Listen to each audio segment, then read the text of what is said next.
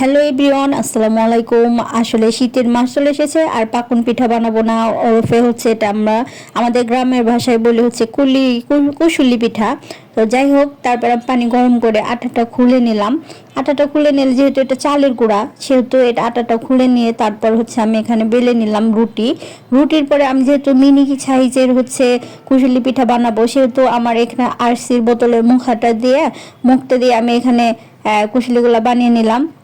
তো এখানে নাড়ু আছে, নাড়ু বানিয়ে রেখেছিলাম। তো সব যদি আপনাদেরকে দেখাই তাহলে তো আপনারা পুরো ভিডিও দেখবেন না, এই জন্য। আর অনেকেই যারা বলেন যে ফিল্টার দিলে কি মনিটাইজেশন পাওয়া যাবে, আসলে আমি কখনো ফিল্টার দেইনি। আমি সবসময় অ্যাডজাস্ট করছি, যে অ্যাডজাস্ট করলে দেখা যায় যে মনিটাইজেশনটা পাওয়া যায়, আমি তো পাইছি। তো যাই হোক, তেলটা গরম করে একে একে সবগুলা একদম সাঁতারের জন্য দিয়ে দেব। এখন সাঁতার কেটে তারপর একদম ভাজা ভাজা হয়ে উঠে আসবে।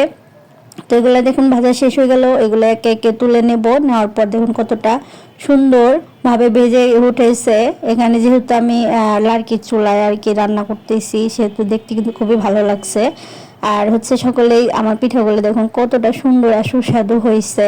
মিনি কিচেনে পিঠাটা বানাতে অনেক কষ্ট হয়েছে। আর এখানে সবগুলো ঢেলে দিলাম, তারপর হচ্ছে সবগুলো একে একে ভেজে তুলবো। সবগুলো আমার ভাজা শেষ হয়ে গেছে। সকলে ভালো থাকবেন, আল্লাহ হাফেজ, আসসালামু আলাইকুম।